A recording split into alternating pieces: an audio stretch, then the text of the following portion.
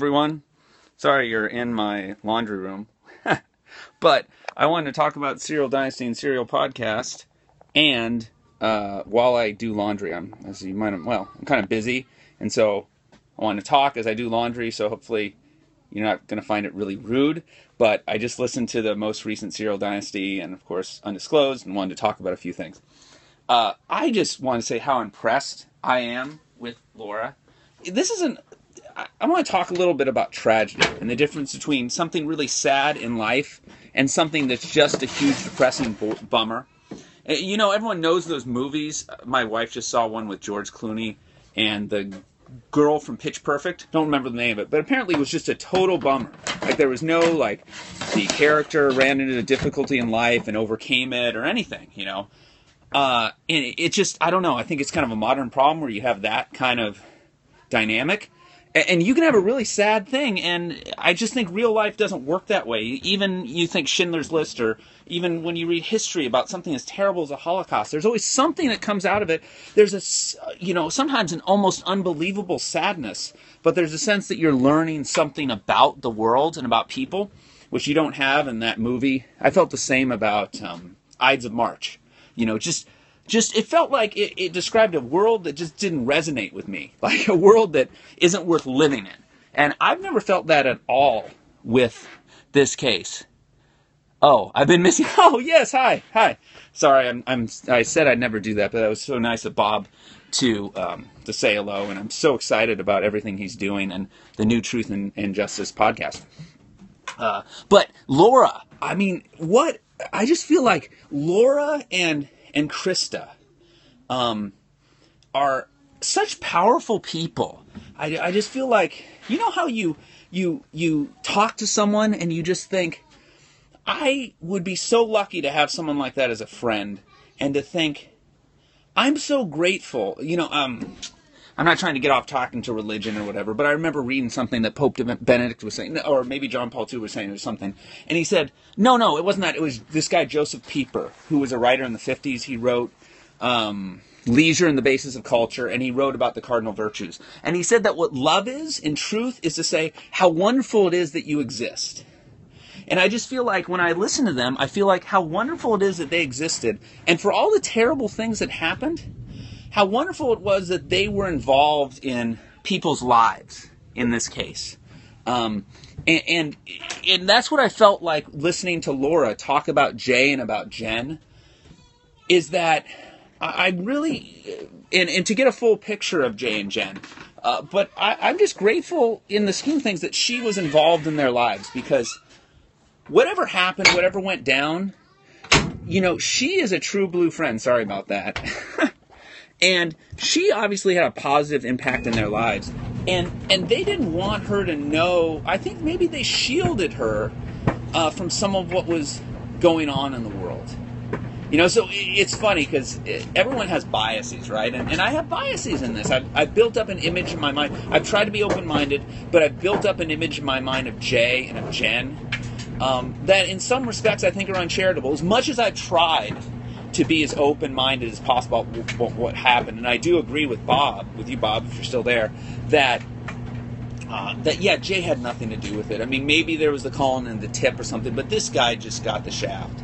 And what might have happened, you know, if I could understand Jay, is that I think, you know, he had an understandable sense of pride, protecting his family, providing for his family, and maybe got in, you know, over his head. But I felt Laura, I just felt for her so much to hear this stuff about people she loved, but her understanding and empathy to say, well, what would anyone do if they're in a situation where they're in the crosshairs of the police? And I thought, exactly, you know, that is exactly my thoughts as well, that who knows what would happen. It was just a terrible situation. And to hear, you know, here's the thing that's interesting, I think, is that, and I've repeated this again and again, but I remember listening to, it was either Serial Dynasty, this was before Serial Dynasty and Undisclosed, so this is when you still had the podcast following along with Serial.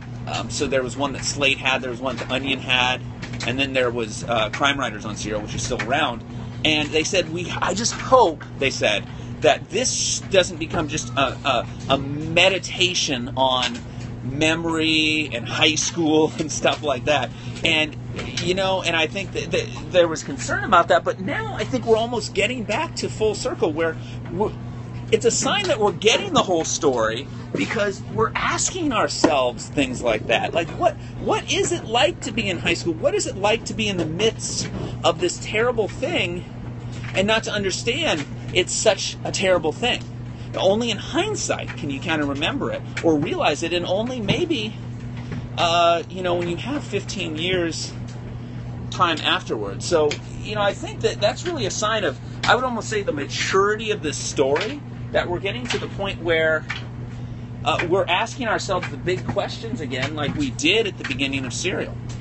And we're asking ourselves, how do you really know somebody? To what degree can you? And I understand where, sorry about this, I'm moving around, but where Laura's coming from, because she feels like, well, how do I really know these people? And I think she does. I mean, I think she's right. I don't think that for any of these people that anyone was really hiding something from her, really. But,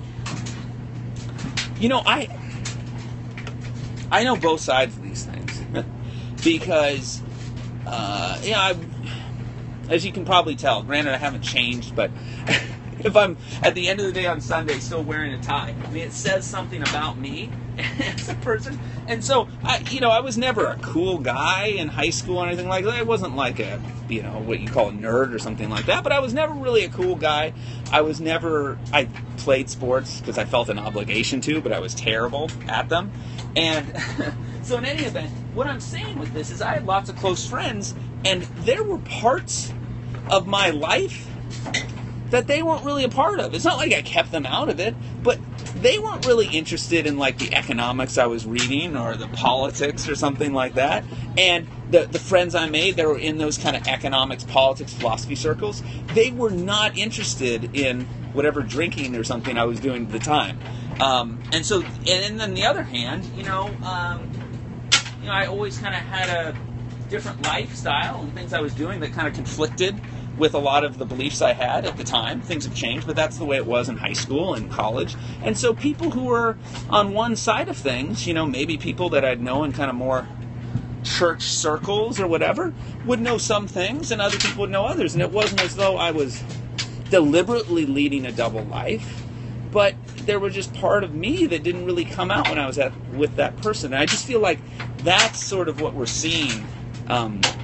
That's what we're seeing with this episode with Laura. I can't underestimate, for me, how much I think I've learned from the interview with Laura. I'm kind of processing it right now, but I just want to thank Bob and thank everyone that made this happen, because this really is a crowdsourced investigation.